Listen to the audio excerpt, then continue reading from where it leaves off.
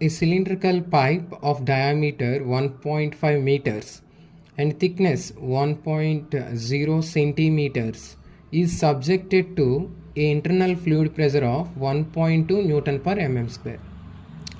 Determine the longitudinal stress developed in the cylinder and circumferential stress developed in the cylinder. Okay, so here a cylinder is given. We don't know whether it is thin cylinder or thick cylinder. First of all, let us note down the given data. Okay, so what is the given data here? First, given internal diameter. So internal diameter D is equals to 1.5 meters. Let us convert it into millimeters. Okay, we know that 1 meter is equals to 1000 millimeters. Now 1.5 meters is equal to 1.5 into 1000 millimeters. So 1.5 into 1000 how much? 1500 millimeters. Okay, this is internal diameter in millimeters. Next is given thickness. So thickness of the cylinder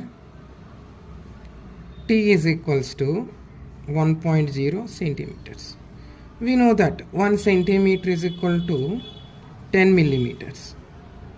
Now 1 centimeter is equal to 10 millimeters, then thickness is equals to 10 millimeters. Okay, now we also given internal fluid pressure.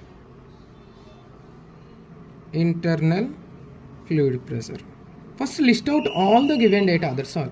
So internal fluid pressure P is equals to 1.2 Newton per mm square. 1.2 Newton per mm square. Okay, now we have to decide whether given cylinder is a thin cylinder or thick cylinder. How do we know? We know that if ratio of thickness to internal diameter is less than 1 by 20, then it is called thin cylinder, otherwise thick cylinder. Okay, na? So a cylinder is thin cylinder or thick cylinder is depending upon ratio of thickness to internal diameter. If thickness to internal diameter is less than 1 by 20, then it is called thin cylinder, otherwise thick cylinder. Okay, now let us find that ratio. We need T by D ratio. T by D. Thickness how much? 10 by internal diameter 10 meters millimeters, sorry, and internal diameter 1500 millimeters. Okay, now so you will get 1 by 150. So 1 by 150 is less than 1 by 20 or more than 1 by 20? 1 by 150 is obviously less than 1 by 20. Therefore given cylinder is thin cylinder. Okay, na? Given cylinder is thin cylinder. Okay, na? Finally we found whether it is thin cylinder problem or thick cylinder problem. It's very important, crucial step.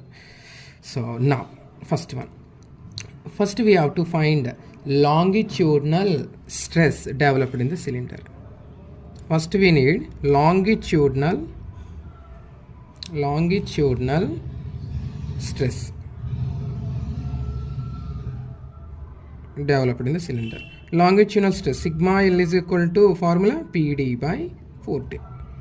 Okay, now sigma L is equal to P value, internal fluid pressure 1.2, diameter 1500 by 4 into thickness how much? Thickness 10. Okay, 0 get cancel. 1.2 into 150 by 4. 4 ones are 4 and 4 0.3 times 1.2. Okay, is equal to 0.3 into 150 how much? So if you calculate 3 15s are 45, so 45 Newton per mm square.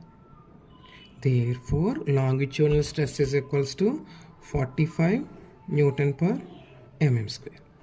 So my next question is circumferential stress. Next we have to find circumferential stress. Okay, circumferential stress.